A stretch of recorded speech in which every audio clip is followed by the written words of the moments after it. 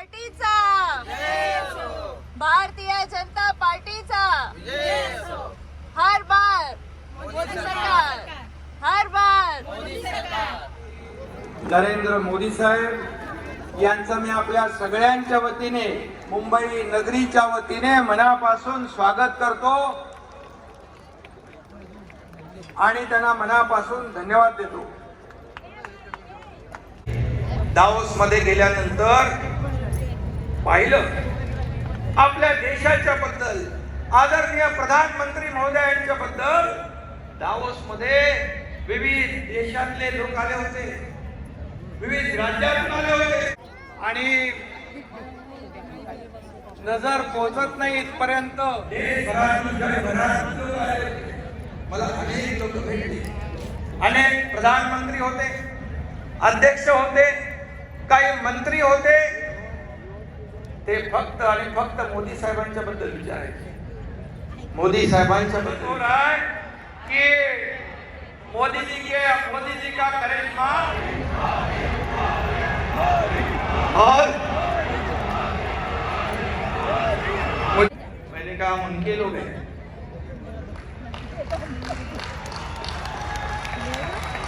साथ ही इसके बारे में फिल्म चलेगी।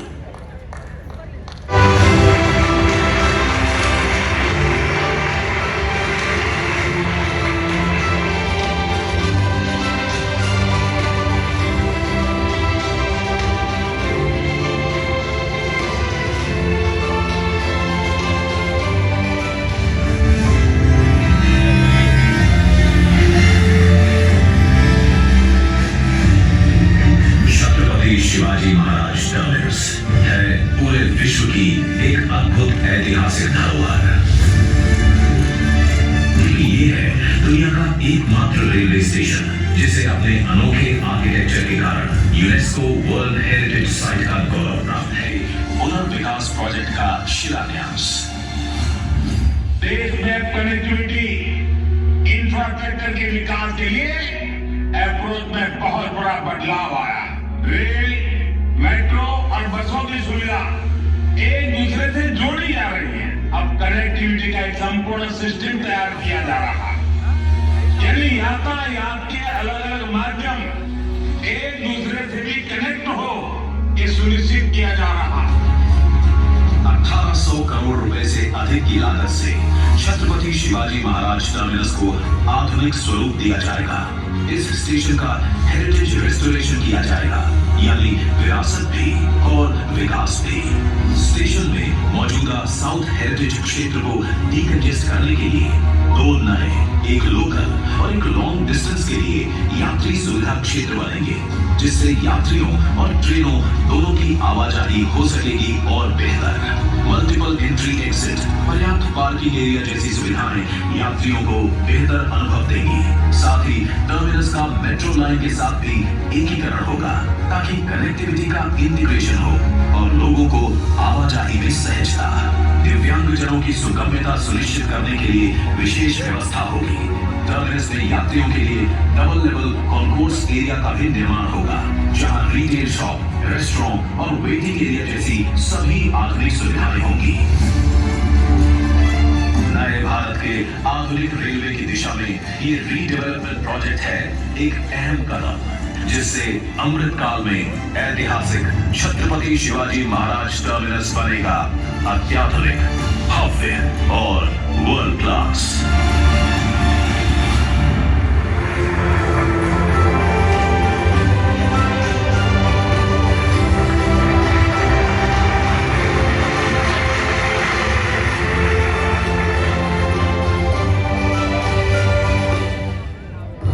नेतृत्व करने वाले प्रधानमंत्री श्रीयुत नरेंद्र मोदी जी के दूरदर्शी नेतृत्व के कारण पूरे देश की स्वास्थ्य सेवाओं में अभूतपूर्व विकास हुआ है। देश में एम्स अस्पतालों की संख्या 2014 के बाद 7 से बढ़कर अब 22 हो गई है और मेडिकल कॉलेजों की संख्या 387 से बढ़कर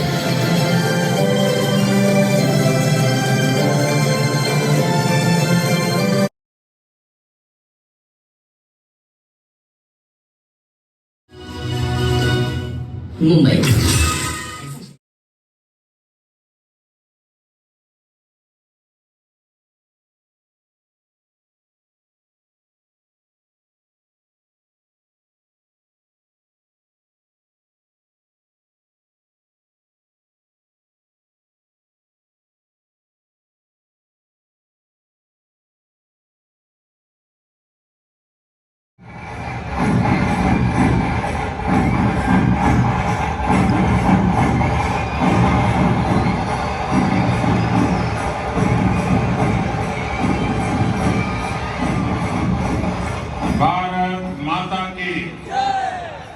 भारत माता की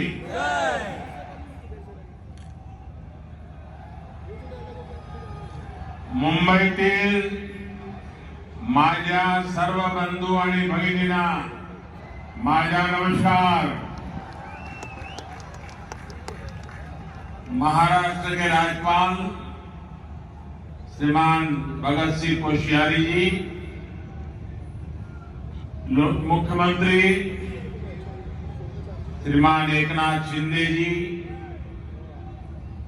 उप मुख्यमंत्री श्रीमान देवेंद्र फडणवीस जी, केंद्रीय मंत्रिमंडल के मेरे सहयोगीगण,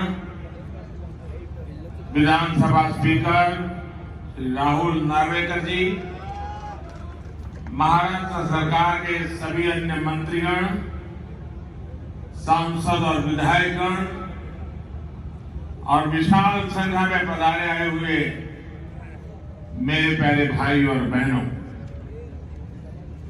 आज मुंबई के विकास से जुड़े 40,000 करोड़ रुपए के प्रोजेक्ट का लोकार्पण और शिलान्यास यहां हुआ है।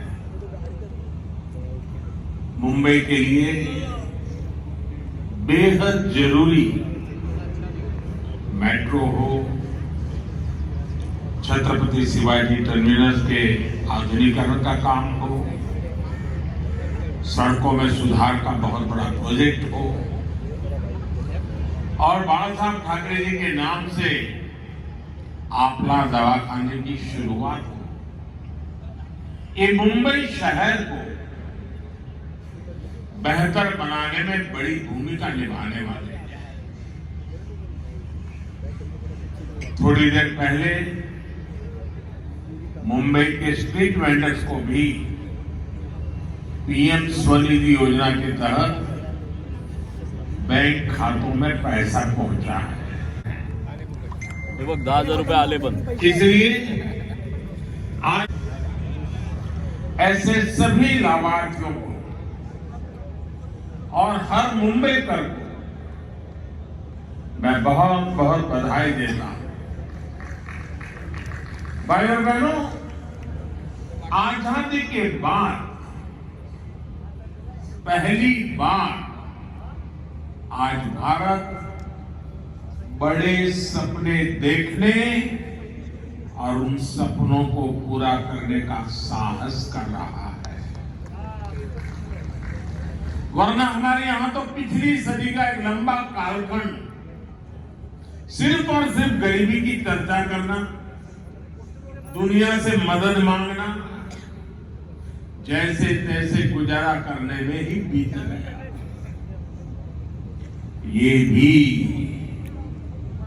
आजाद भारत के इतिहास में पहली बार हो रहा है जब दुनिया को भी भारत के बड़े बड़े संकल्पों पर भरोसा है। भारतीयों को है उतना ही आशावाद दुनिया में भी दिख रहा है। और अभी सिंधे जी दावोस का अपना अनुभव वर्णन कर रहे थे। ये सब जगह में यही अनुभव आ रहा है। भारत को लेकर दुनिया में इतनी पॉजिटिविटी इसलिए है क्योंकि आज सबको लगता है कि भारत अपने सामर्थ्य का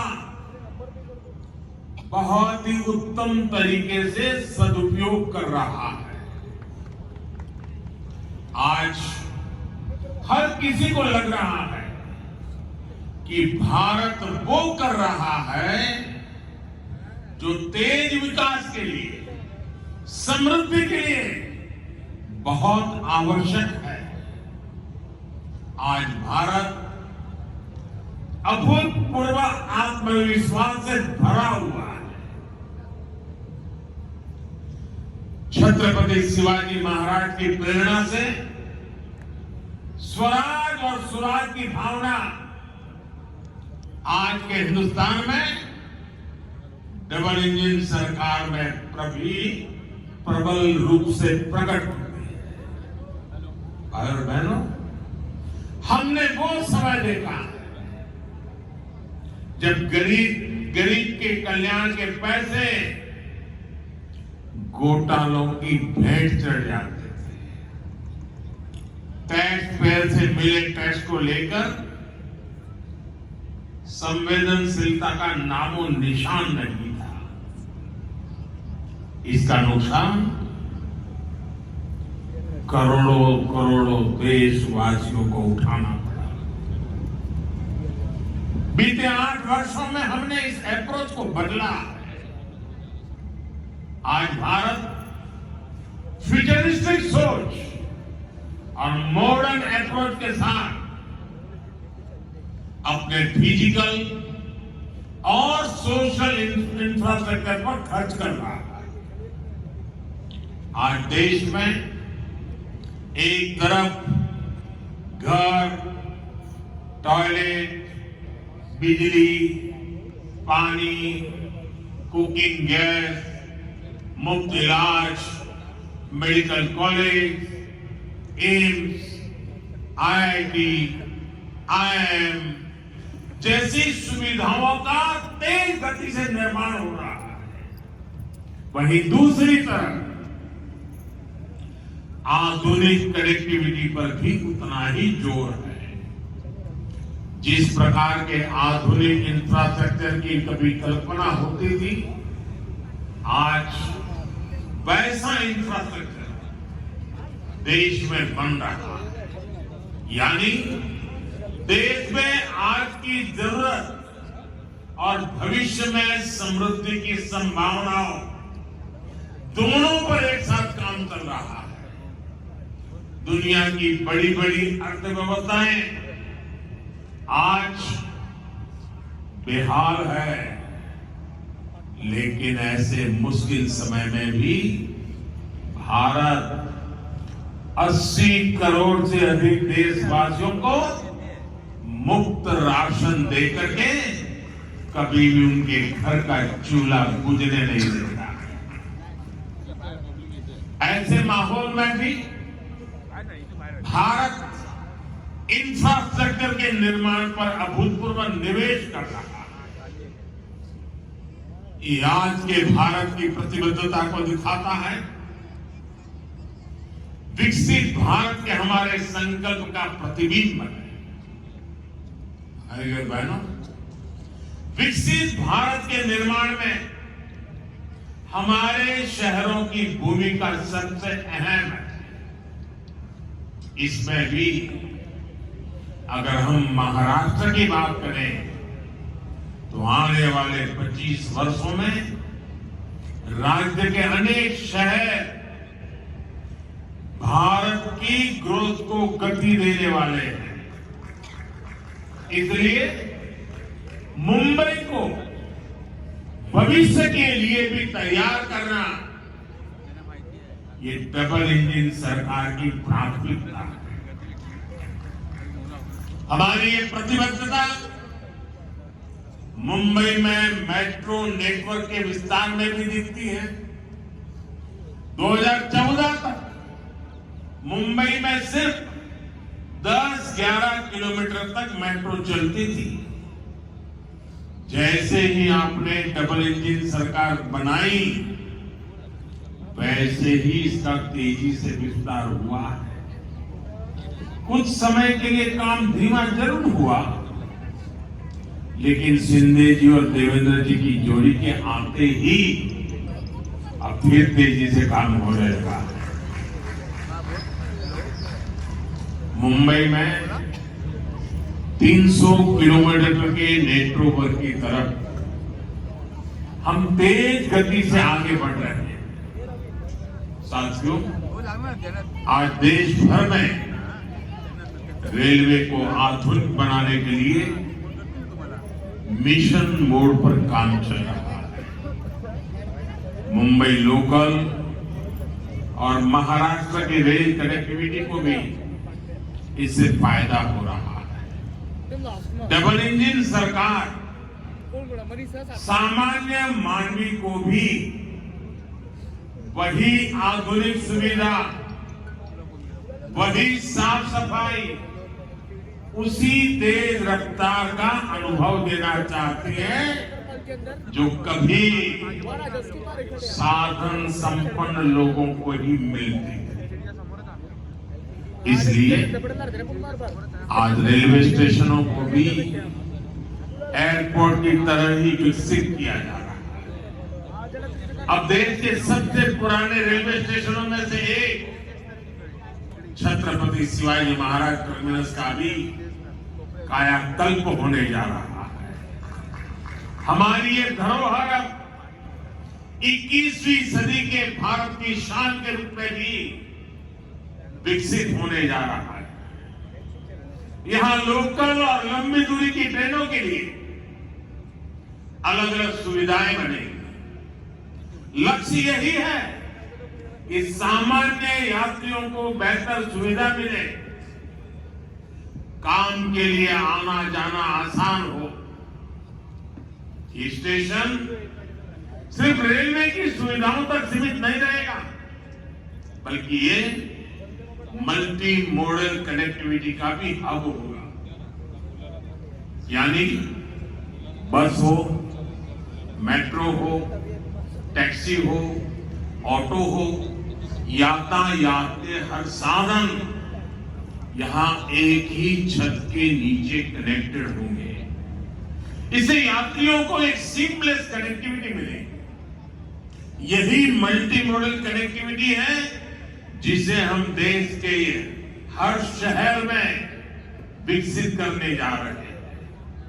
साथियों, आधुनिक होती मुंबई लोकल मेट्रो का व्यापक नेटवर्क, दूसरे शहरों से वंदे भारत और बुलेट ट्रेन से तेज आधुनिक कनेक्टिविटी आने वाले कुछ वर्षों में मुंबई का कायाकल्प होने जा रहा है। गरीब मजदूर से लेकर कर्मचारी, दुकानदार और बड़े बड़े बिजनेस संभालने वाले सबके लिए यहां रहना सुविधाजनक होगा।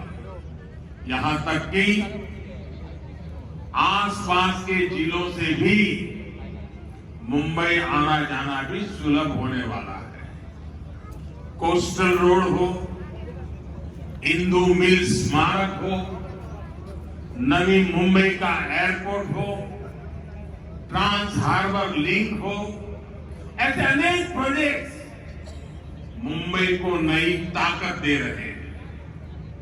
धारावी पुनर्विकास, पुरानी चाल का विकास, सब कुछ अब ट्रैक पर आ रहा है। और मैं इसके लिए शिंदे जी और देवेंद्र जी को बधाई देता हूं। मुंबई की सड़कों को सुधारने के लिए भी आज बहुत बड़े स्तर पर जो काम शुरू हुआ है, ये भी डबल इंजन सरकार की प्रतिबद्धता को दिखाता है।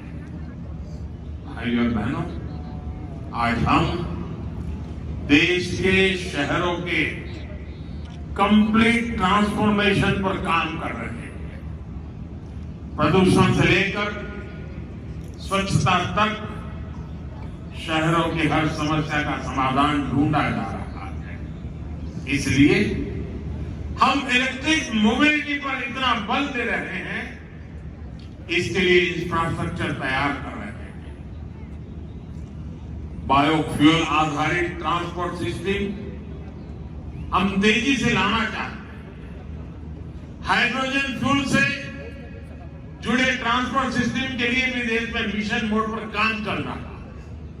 यही नहीं, हमारे शहरों में कूड़े की, वेस्ट की जो समस्या है, उसे भी हम नई टेक्नोलॉजी से दूर करने के लिए एक के बाद एक कदम उठा रहे हैं। वेस्ट टू वेल्थ का बहुत बड़ा अभियान देश में चल रहा है। नदियों में गंदा पानी न मिले, इसके लिए वाटर ट्रीटमेंट प्लांट लगाए जा रहे हैं। साथियों, शहरों के विकास के लिए देश के पास सामर्थ्य की और राजनीतिक इच्छा शक्ति की किसी भी चीज की कमी नहीं है।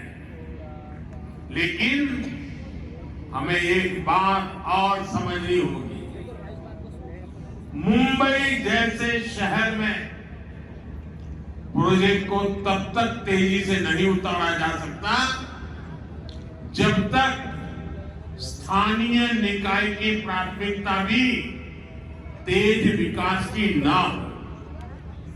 जब राज्य में विकास के लिए समर्पित सरकार होती है, जब शहरों में सुशासन के लिए समर्पित शासन होता है, तभी ये काम तेजी से जमीन पर उतर पाते हैं। इसलिए मुंबई के विकास में स्थानीय निकाय की भूमिका बहुत बड़ी है। मुंबई के विकास के लिए बजट की कोई कमी नहीं है। बस मुंबई के हक का पैसा सही जगह पे लगना चाहिए। अगर वो भ्रष्टाचार में लगेगा, पैसा बैंकों की तिजोरी में बंद पड़ा रहेगा, विकास के काम को रोकने की प्रवृत्ति होगी, तो फिर मुंबई का भविष्य उज्जवल कैसे होगा? मुंबई के लोग, यहां के सामान्य जन परेशानियां झेलते रहे, ये शहर विकास के लिए तरसता रहे। ये स्थिति 21वीं सदी के भारत में कभी भी स्वीकार्य नहीं हो सकती है, और शिवाजी महाराज के महाराष्ट्र में तो कभी नहीं हो सकती है। मैं मुंबई के लोगों की हर परेशानी को समझते हुए बहुत बड़ी जिम्मेवारी के साथ इस बात को रख रहा हूं। भाजपा की सरकार हो, एनडीए की सरकार हो, कभी विकास के आगे राजनीति को नहीं आने देती। विकास हमारे लिए सबसे बड़ी प्राथमिकता है। अपने राजनीतिक स्वार्थ की सिद्धि के लिए भाजपा और एनडीए की सरकारें कभी विकास के कार्यों पर ब्रेक नहीं लगाती। लेकिन हमने पहले के समय मुंबई में ऐसा होते बार बार देखा। पीएम स्वनिधि योजना भी इसका एक उदाहरण है।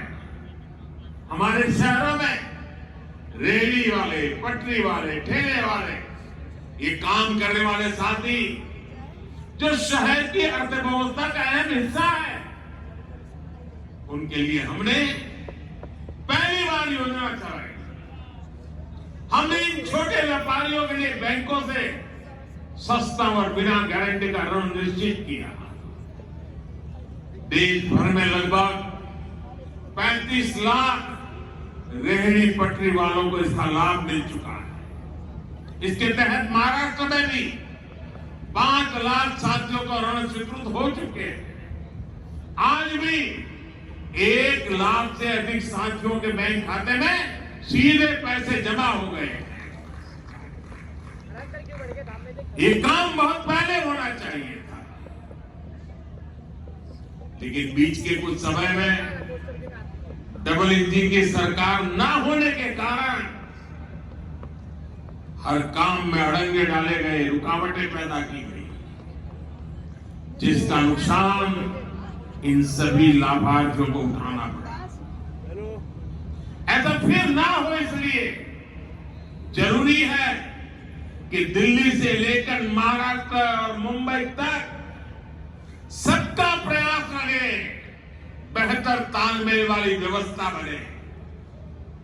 साथियों, हमें याद रखना है कि स्वनिधि योजना सिर्फ लोन देने की योजना भर नहीं है, बल्कि ये रेहड़ी पटरी और ठेले वाले हमारे साथियों का आर्थिक सामर्थ्य बढ़ाने का अभियान है।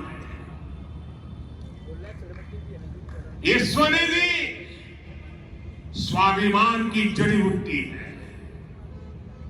मुझे बताया गया है कि स्वनिधि के लाभार्थियों को डिजिटल लेन देन की ट्रेनिंग के लिए मुंबई में 350 कैंप लगाए गए, जिसके चलते हमारे रेहड़ी पटरी वाले हजारों साथी डिजिटल लेन देन शुरू कर चुके हैं। ये सुनकर अनेक लोग चौंक जाएंगे कि इतने कम समय में देश भर में स्वनिधि योजना के लाभार्थियों ने करीब 50,000 करोड़ रुपए का डिजिटल ट्रांजैक्शन किया है। जिनको हम अनपढ़ मानते हैं, जिनको हम लोग किसी भी भाषा में अपमानित करते रहते हैं, उन मेरे छोटे छोटे साथियों ने जो आज मेरे सामने बैठे हैं, ये रेहड़ी पटरी वालों ने ऑनलाइन मोबाइल से 50,000 करोड़ रुपए का काम किया है। और उनका ये पराक्रम, उनका परिवर्तन का ये मार्ग निराशावादियों के लिए बहुत बड़ा जवाब है, जो कहते थे कि रेहड़ी ठेले पर डिजिटल पेमेंट कैसे होगी।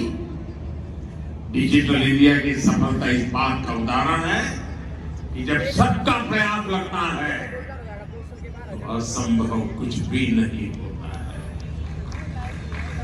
सबका प्रयास की इसी भावना से हम मिलकर मुंबई को विकास की नई ऊंचाई पर ले जाएंगे।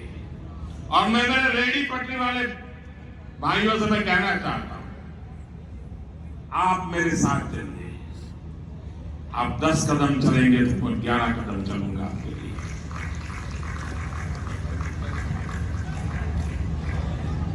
मैं ये इसलिए कह रहा हूं कि हमारे रेहड़ी पटरी वाले भाई बहन साहूकार के पास पैसे ब्याज लेने के लिए जाते थे। दिन भर व्यापार कर लेंगे, उसके 1,000 रुपए की जरूरत है, वो देने से पहले ही 100 काट लेता था, 900 देता था। और शाम को जाकर के अगर 1,000 वापिस नहीं लौटाए तो उसको दूसरे दिन पैसे नहीं मिलते थे। और कभी अगर अपना माल नहीं बिका, 1,000 रुपया नहीं दे पाया तो ब्याज बढ़ जाता था। रात को बच्चे भूखे सोते थे। इन सब मुसीबतों से आपको बचाने के लिए स्वनिधि योजना है। और साथियों, जितना ज्यादा आप डिजिटल उपयोग करोगे, थोक में लेने जाओगे, उसको भी डिजिटल पेमेंट करो। जहां पर बेचते हो वहां भी लोगों को कहो भाई डिजिटल पेमेंट करो, तो स्थिति ये आएगी कि आपको ब्याज का एक नया पैसा नहीं लगेगा। आप कल्पना कर सकते हैं कि आपके कितने पैसे बचेंगे, आपके बच्चों की शिक्षा के लिए, आपके बच्चों के भविष्य के लिए कितना बड़ा काम होने वाला है। इसलिए मैं कहता हूं साथियों, मैं आपके साथ खड़ा हूं। आप 10 कदम चले, मैं 11 चलने के लिए तैयार हूं। वादा करने आया आपके उज्जवल भविष्य के लिए। मैं आज आपसे आंख में आंख मिला करके ये वादा करने मुंबई की धरती पे आया हूं साथियों। और मुझे भरोसा है इन छोटे छोटे लोगों के पुरुषार्थ और परिश्रम से देश नई ऊंचाइयों को पार करके रखेगा। इसी विश्वास को लेकर के जब मैं आज फिर एक बार आपके पास आया, मैं सभी लाभार्थियों, सभी मुंबई को, पूरे महाराष्ट्र को और मुंबई को देश के धड़कन है, पूरे देशवासियों को भी मैं इस विकास कार्यों के लिए बधाई देता हूं।